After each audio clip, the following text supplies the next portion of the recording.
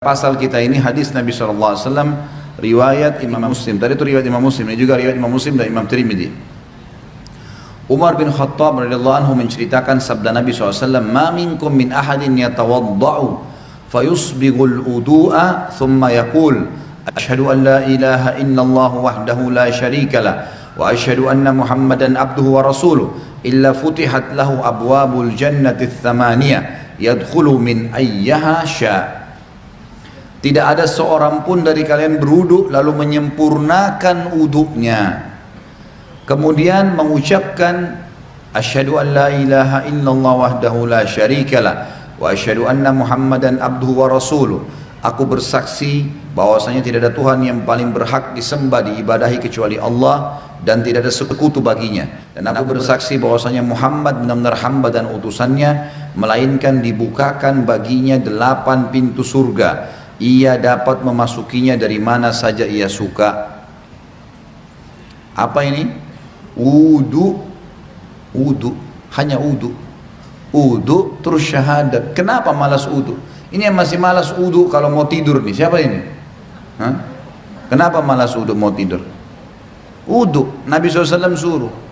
Dalam sebuah hadis dikatakan, kalau seseorang hamba tidur dalam keadaan bersuci, wudu, maka Allah akan titipkan bersamanya malaikat di ranjangnya, yang setiap kali dia bergerak, malaikat itu mengatakan, ya Allah ampunilah dia. Balik kiri kanan lagi tidur, kita nggak sadar, malaikat minta, ya Allah ampuni, ya Allah rahmati. Dan Allah akan mudahkan dia kalau mau tidur. Kalau tidur wudu itu, mau bangun sholat malam Allah bangunin, mau bangun sholat subuh Allah bangunin. Kenapa nggak mau wudu nih? Kenapa malas wudu? Wudu ini kalau disempurnakan, diikuti dengan syahadat saja, habis itu masuk dari 8 pintu surga yang mana dia mau. Berapa menit tuh wudu? Balasannya bisa pilih pintu surga. Ya Allah yang ke-8 deh saya mau masuk nanti di akhirat. Hanya wudu. Wudu itu bukan cuma untuk sholat. Makanya para sahabat selalu wudu, batal wudu. Selalu, nggak pernah berhenti. Harus wudu. Tapi makna hadis ini adalah pelajaran pertama, Bapak Ibu sekalian, siapa yang berwudu dan menyempurnakan wudunya, penyempurnaan wudu adalah menjalankan seperti sunnah Nabi SAW. Ingat, yang paling pertama niat dalam hati mau wudu karena Allah perintahkan. Yang kedua, harus minimal tempat yang paling standar, minimal ya. Seperti misal wudu itu pergelangan tangan yang diperintahkan. Ini pergelangan tangan. Ini batas minimal. Penyempurnaannya adalah menyentuh semua batas minimal. Kurang sedikit wudunya nggak sah, sholatnya nggak sah. Makanya ada makna hadis menyempurnakan wudu. Maksudnya adalah menyempurnakan tempat minimal, dan kalau Bapak Ibu lebihkan jauh lebih baik. Sabda Nabi SAW, saya ingin sekali bertemu dengan saudara-saudara saya. Kata para sahabat, ya Rasulullah, kami saudara-saudara Anda. Kata Nabi SAW, bukan, kalian sahabat-sahabatku, saudara-saudaraku yang datang nanti sepeninggalku, kita ini semua. Lalu sahabat faham, mereka berkata, ya Rasulullah, bagaimana Anda bertemu dengan mereka? Bagaimana Anda bisa mengenal mereka nanti? Karena ketemunya di hari kiamat.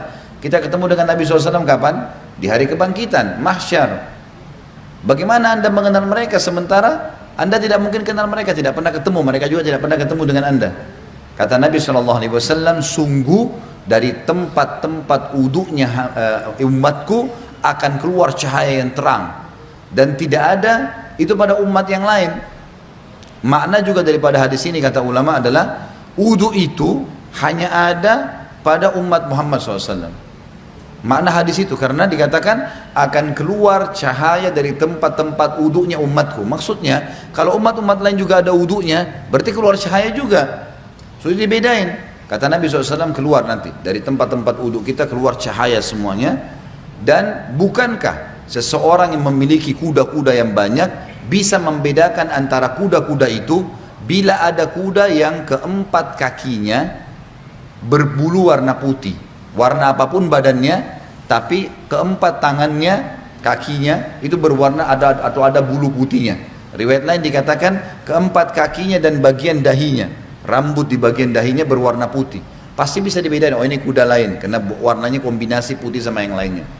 Maka begitu pula saya akan membedakan umatku. Dalam riwayat lain, riwayat Sahih, riwayat Bukhari juga, kata Nabi SAW, lanjutan hadis tadi, dan siapa yang bisa memanjangkan jamahan uduknya supaya cahayanya memanjang, maka lakukanlah. Disunnahkan lebihan, misal minimal tadi pergelangan, lebihkan. Minimal wajah seperti ini maka dilebihkan sampai di bawah dagu. Kemudian siku, ini batas minimal, lebihkan sampai di lengan. Batas minimal kaki, mata kaki, lebihkan sampai ke betis, gitu kan. Dan boleh wudu pada saat orang lagi mandi di kamar mandi tidak pakai pakaian boleh, asal bukan di tempat umum, insya Allah nggak apa-apa. Loh iya, kamar mandi kita sendiri ada pintunya tertutup nggak ada masalah. Karena pernah ada yang bilang gitu, Ustadz boleh nggak saya wudu sementara saya mandi, atau saya harus tutup dengan sarung atau handuk?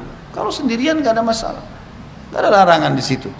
Maka kita boleh. Nah pada saat itu justru kesempatan melebihkan. Siku bisa dilebihkan, mata kaki bisa dilebihkan, kan bisa dilebihkan gitu kan, kesempatan pada saat itu.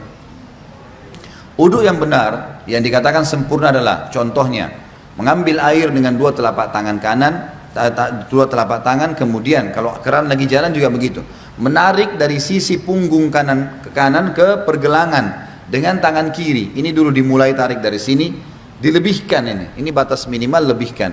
Kemudian tangan kanan menarik untuk tangan kiri juga sampai batas lebih dari batas minimal sampai ke sini kurang lebih. Kemudian baru mempertemukan antara punggung dalam dua-duanya dan menyelat-nyelatkan di antara dua jari. Karena ini sunnah, Nabi SAW menyuruh menyelat-nyelatkan. Jadi ini baru satu ya, ini baru satu, ini baru satu. Kemudian diulangin pelan-pelan, sempurnakan. Balasannya hanya sempurnain ini, syahadat masuk surga. Buru-buru gitu kan, pelan-pelan, 1, 2 sampai 3 selesai. Yang selanjutnya mengambil air di telapak tangan, kemudian memasukkan setengahnya ke mulut sambil kumur-kumur, sisanya dihirup di hidung. Kemudian sementara mulut kita kumur-kumur, tangan kiri membuang yang di hidung, baru kemudian yang di mulut dibuang. Itu satu. Sebagian dalam mazhab Malikiyah dianjurkan agar ya menggosok mulut dengan jari, terutama yang saya katakan adalah di bagian depan gusi, karena biasanya di sini ada lendir yang membuat bau mulut nggak enak. Kita kalau uduk sebentar misalnya lagi kumur-kumur, bapak ibu coba masukin di bagian depan ini sering ada lendir 4 sisi ini. Itu kalau dikeluarin bau mulutnya jadi hilang. Itu dianjurkan. Sebagian juga ulama mengatakan dianjurkan kumur-kumur maksimal, karena ada hadis yang lain berbunyi, tidak ada seorang umatku, tidak ada seseorang pun dari kalian berwuduk seperti wudukku ini, Nabi SAW praktekin, kecuali akan berjatuhan semua dosa-dosanya bersamaan dengan tetesan air terakhir. Termasuk di sini kumur-kumur dimaksimalin supaya dosa mulutnya jatuh semuanya, gitu kan. Kemudian wajah, ini tentu 3 kali diambil, dimasukkan di mulut sambil kumur-kumur, lalu sisanya dihirup, dibuang dengan tangan kiri. 1, 2, 3. Setelah itu mengambil air dengan 2 telapak tangan, kemudian dari awal tumbuhnya rambut sampai 2 jari di bawah dagu, dari awal kuping kanan dengan kuping kiri, dimasukkan di wajah, kemudian diputar. Ini 1, gitu kan. Kemudian 2, ini semuanya kena, dan seterusnya 3. Bagi teman-teman yang berjenggot tentu diselat-selatkan, sunnahnya begitu. Diselatkan jari di antara jenggotnya, sebagaimana mungkin kalau jenggot seperti saya mungkin dimasukkan begitu. Kemudian telapak tangan kanan ditarik dari sisi kanan, punggung ditarik sampai ini, ingat ini batas minimal. Banyak orang wudu ininya nggak kena nih, ini nggak kena, ini bisa nggak sah wudunya, nggak sah sholatnya. Jadi tarik sampai sini nih, kemudian baru diputar ke dalam, 1, 2, 3 sampai 3 kali. Kalau misal air kerannya di atas, ngalir di keran, dan kita mau tarik dari atas boleh, tarik di atas batas minimal ya. Jadi ditarik dari sini di atas siku, tarik ke bawah, kemudian baru diputar ke bagian dalam. Kanan dulu baru kiri.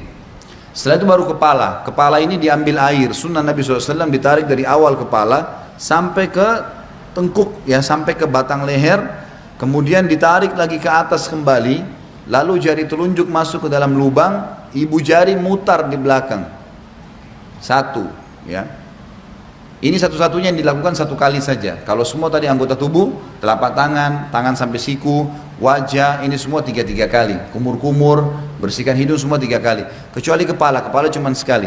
Bagi ibu-ibu yang rambutnya panjang, ditarik sampai ke tengkuk, lalu ditepuk-tepuk ke atas. Sampai kembali ke depan, baru kemudian masuk ke sini, baru diputar.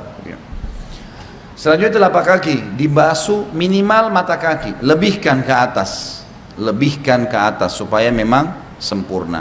Setelah itu jangan pernah lupa ucapkan syahadat, asyhadu an la ilaha illallah wahdahu, ada tambah la syarikalah, tidak ada sekutu baginya, wa asyhadu anna muhammadan abduhu wa rasuluh. Itu saja dijamin, kata Nabi SAW, dibukakan baginya 8 pintu surga, ia boleh memasuki dari mana saja dia mau atau dia suka.